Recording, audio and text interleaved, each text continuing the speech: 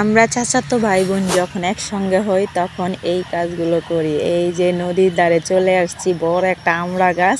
তখন আমার চাচাতো ভাই বলতেছে, এগুলা কি তুমি খাবা? আমি বলতেছি কি কি যে বলতেছে কিছু টক টক।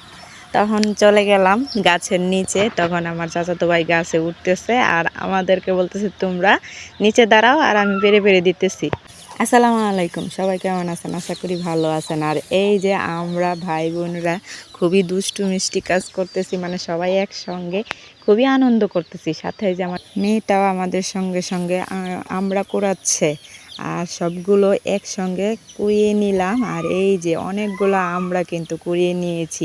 আর কোন সময় জানেন, বিকেল গড়িয়ে সন্ধ্যা হয়ে গেছে আমাদের আমরা আনতে আনতে। আর এই যে এখন সন্ধ্যাবেলায় আমরাগুলো ছুলিয়ে দিতেছে আমাদের চাচাতো বোন। আর এই যে এতগুলো মরিচ দিতেছে, আমি দেখেই কিন্তু ভয় পাইতেছি। আর এই যে আমাদের ছেলেটা কিন্তু রসুন দিয়ে ভর্তা খায়, অন্য অন্য ডিস্ট্রিক্টে কীভাবে খায় তা জানি না।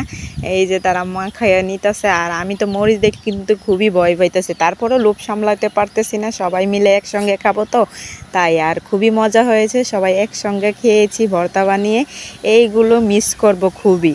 আর ঝাল লেগেছে তাই আমি দৌড়ে এসেছি চিনি খাওয়ার জন্য। আমার মতন কে কে আছেন এরকম টক খেয়ে তারপর চিনি খাইতে হয় ঝাল খেয়ে?